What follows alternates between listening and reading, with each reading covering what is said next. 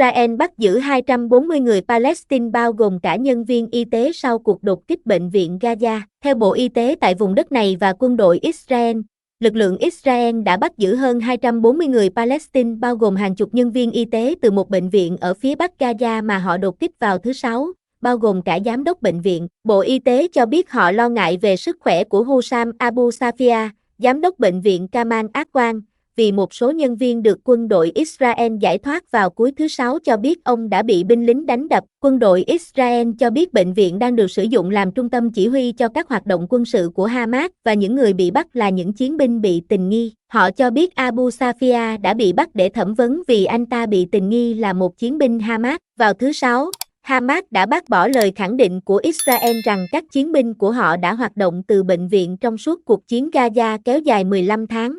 Nói rằng không có chiến binh nào ở trong bệnh viện. Nhóm này vẫn chưa bình luận về 240 vụ bắt giữ. Trong tuyên bố hôm thứ Bảy, Hamas đã thúc giục Liên Hợp Quốc và các cơ quan quốc tế có liên quan can thiệp khẩn cấp để bảo vệ các bệnh viện và cơ sở y tế còn lại ở phía bắc Gaza và cung cấp cho họ. Nhóm này cũng kêu gọi các quan sát viên của Liên Hợp Quốc được cử đến các cơ sở y tế ở Gaza để bác bỏ cáo buộc của Israel rằng chúng đang được sử dụng cho mục đích quân sự. Cuộc đột kích vào bệnh viện, một trong 3 cơ sở y tế ở rìa phía bắc Gaza, đã khiến cơ sở y tế lớn cuối cùng trong khu vực ngừng hoạt động.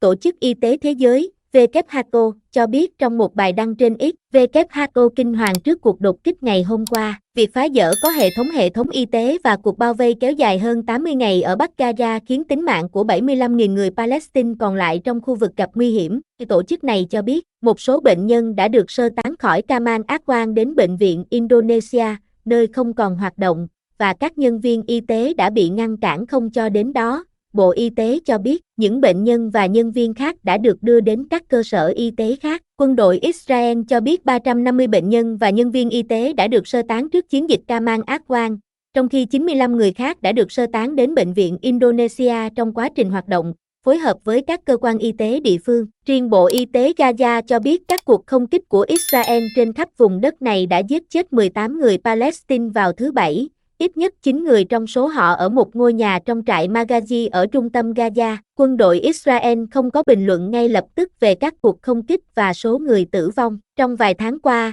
lực lượng Israel đã đẩy người dân ra ngoài và san phẳng phần lớn khu vực xung quanh các thị trấn Jabalia, Beit Hanun và Beit Lahia ở phía bắc Gaza. Người Palestine cáo buộc Israel tiến hành thanh trừng sắc tộc bằng cách làm mất dân số ở những khu vực đó để tạo ra vùng đệm. Israel phủ nhận việc này, nói rằng họ nhằm mục đích ngăn chặn các chiến binh Hamas tập hợp lại ở các khu vực này. Quân đội Israel cho biết vào thứ Bảy rằng họ đã bắt đầu hoạt động qua đêm chống lại các mục tiêu ở khu vực Beit Hanun, đồng thời nói thêm rằng quân đội đang tạo điều kiện cho những người dân thường vẫn ở trong khu vực di chuyển đi vì sự an toàn của chính họ. Sau đó, họ ra lệnh cho người dân rời đi và hướng về phía nam của dải Gaza, nói rằng tên lửa đã được bắn từ khu vực này. Họ nói rằng 2 tên lửa được bắn từ phía bắc Gaza, bao gồm một quả hướng về Jerusalem, đã bị chặn lại. Theo các quan chức y tế tại vùng đất này, chiến dịch chống lại Hamas của Israel, lực lượng trước đây kiểm soát Gaza, đã giết chết hơn 45.400 người Palestine.